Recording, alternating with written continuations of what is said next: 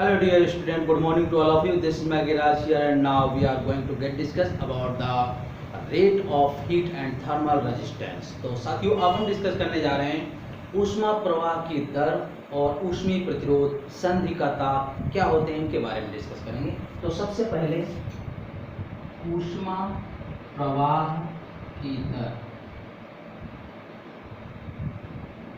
ये क्या होती है? प्रति सेकंड किसी चालक पर जितनी ऊष्मा प्रवाहित होती है उसे ऊष्मा प्रवाह की दर कहते हैं। ध्यान रखिएगा, प्रति सेकंड किसी चालक में जितनी ऊष्मा प्रवाहित होती है उसे ऊष्मा प्रवाह की दर कहते हैं। इसे H से डिनोट करते हैं या इसका यूनिट अगर देखेंगे तो ये हो जाएगा कैलोरी पर सेकंड, ये आ जाएगा।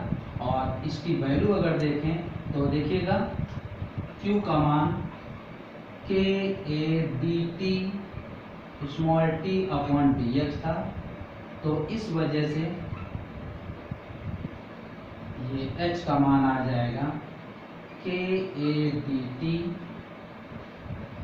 Into small t upon dx और पूरे के अपॉन में स्मॉल t, तो t से t कैंसिल हो जाएगा। H की वैल्यू आ जाएगी KADT अपॉन dx। तो ये होती है ऊष्मा प्रवाह की दर। अब हम इसी में से देखते हैं कि ऊष्मीय प्रतिरोध क्या होता है। थर्मल रेजिस्टेंस, ऊष्मीय प्रतिरोध, तो ये होता है तापांतर और ऊष्मा प्रवाह की दर के अनुपात को ऊष्मीय प्रतिरोध कहते हैं। ध्यान रखिएगा, तापांतर और ऊष्मा प्रवाह की दर के अनुपात को ऊष्मीय प्रतिरोध कहते हैं। इसे कैपिटल R से व्यक्त करते हैं। तो ध्यान रखिएगा, ये है। अब अगर हम H की वैल्यू यहाँ पर पुट कर दें, जहाँ H equal to KADT upon dx, तो R का मान हो जाएगा dt अपॉन KADT और ये अपॉन में dx जो है वो ऊपर आ जाएगा, तो dt into dx upon KADT, तो dt से dt कैंसिल हो जाएगा, R equal to dx upon k। तो ये आ जाएगा ऊष्मीय प्रतिरोध, ठीक है ना। अब आइए हम डिस्कस करते हैं संधि का ताप। तो ये कैसे डिस्कस करेंगे?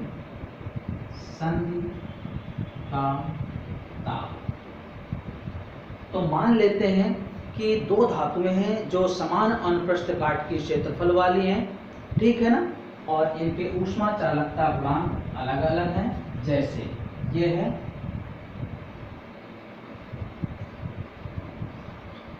इस तरीके से है, ये एक छड़ की लंबाई L1 है और एक की है L2, ठीक है। इसका ऊष्मा चालकता गुणांक K1 और दूसरी का K2 है। दो धातुएं हैं, इनका अनुप्रस्थ काट का क्षेत्रफल जो है वो समान है। तो इनके खुले सिरों के ताप मान लेते हैं T1 T2 है और T संधि का ताप मान लीजिए कि TC है। तो हमें संधि का ताप याद करना है TC। ये क्या होगा? तो देखिएगा, इन दोनों के बीच में तापांतर क्या होगा? T1 माइनस TC, और इन दोनों के बीच में तापांतर हो जाएगा TC माइनस T। तो ऊष्मा प्रवाह की दर क्या होगी? समान होगी, H1 बराबर H2। ओके, तो माना दो धातुएं समान अनुप्रस्थ काट की क्षेत्रफल वाली, जिनकी लंबाइयां L1 व L2 हैं, ऊष्मा चालकता गुणांक K1 व K2 हैं और इनके खुले सिरों के ताप T1 व T2 हैं। जब इनको जोड़ते हैं तो संधि का ताप TC है, जिसे हमें ज्ञात करना है। तो ऊष्मा प्रवाह की दरें समान होगी, तो K1A T1 minus TC upon L1 equal to K2A TC minus T2 upon L2। तो A से A कैंसिल हो जाएगा, इसको सॉल्व करते हैं तो ये हो जाएगा K1 L2 T1 minus TC equal to K2 L1 TC minus T2। Cross गुणा कर दिया, अब इसको सॉल्व कर देते हैं तो ये आ जाएगा K1 L2 T1 minus K1 L2 TC equal to K2 L1 TC minus K2 L1 T2। तो TC वाले टर्म्स एक तरफ और बाकी सब एक तरफ हो जाएगा। तो K1 L2 T1 plus K2 L1 T2 equal to TC बाहर कर देंगे K2 L1 plus K1 L2। तो इससे TC का मान आ जाएगा K1 L2 T1 plus K2 L1 T2 upon K2 L1 plus K1 L2। ये आ जाएगा TC। ध्यान रखिएगा, हमने दोनों ऊष्मा प्रवाह की दरें समान की, दोनों मान रख दीजिए। ऊष्मा प्रवाह की दर के dt अपॉन dx होता है फॉर्मूला, तो इधर और इधर दोनों का रखा, क्रॉस गुणा कर दिया और इससे हमने TC का मान निकाल लिया।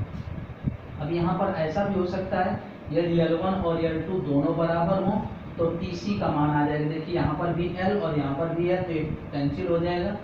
K1 T1 K2 T2 upon K1 plus K2, तब संयुक्त सिरे का ताप ये आ जाएगा। तो अब हम देखते हैं कि संयुक्त सिरे का ताप तो ये आ गया। अब यहाँ पर अगर हम ये देखें कि H का मान निकालने हैं, तो H equal to H1 equal to H2 जो है, तो H का मान लेते हैं H1 है K1A T1 minus TC upon L1, और L1 को हमने L मान लिया है, तो ये वाला यूज कर सकते हैं फॉर्मूला। तो H equal to K1A upon L T1 minus K1 T1 plus K2 T2 upon K1 plus T2। इसको सॉल्व कर दीजिए एलसीएम लेकर के, तो H का मान आ जाएगा K1A upon L T1 K1 plus K2 T1 minus K1 T1 minus K2 T2। इस माइनस का अंदर मल्टीप्लाई कर दिया अपॉन K1 प्लस K2। तो देखिएगा K1 T1 ये कैंसिल हो जाएगा। H का मान आ जाएगा K1A अपॉन L, और यहाँ से K2 बाहर हो जाएगा, T1 minus T2 upon K1 plus K2। तो ये मान आ गया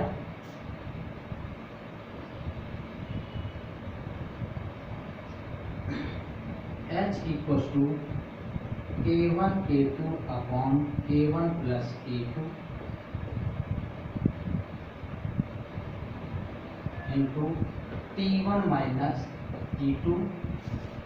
A भी है तो इसको हम क्या लिख सकते हैं, dt लिख सकते हैं अपॉन L। तो देखिएगा जब चालक को जोड़ा गया था तो L लंबाई इसकी और L लंबाई इसकी, तो पूरी लंबाई कितनी हो गई इसकी 2L। तो इसकी जो ऊष्मा प्रवाह की दर है, तो इसमें हम 2 से मल्टीप्लाई कर दें और 2 से डिवाइड भी कर दें, A dt अपॉन 2L। तो ये पूरी ऊष्मा प्रवाह की दर आ जाएगी।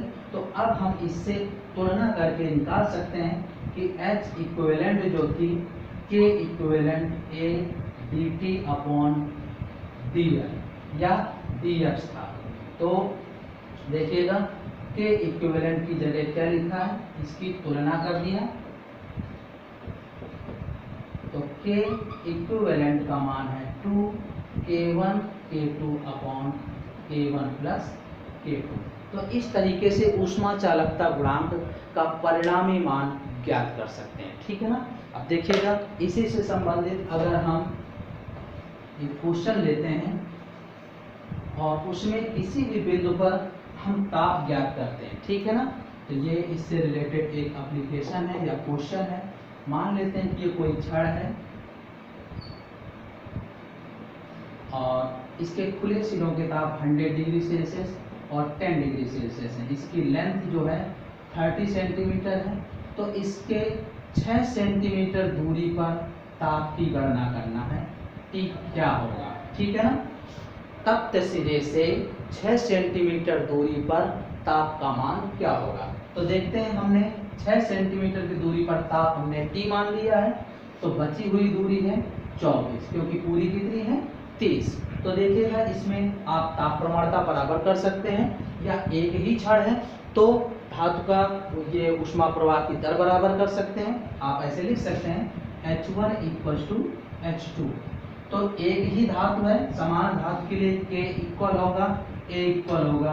अब dt होगा 100 - T/dx है 6 इक्वल टू KA, और यहाँ के लिए तापांतर कितना हो जाएगा, T - 10 अपॉन दूरी कितनी है 24।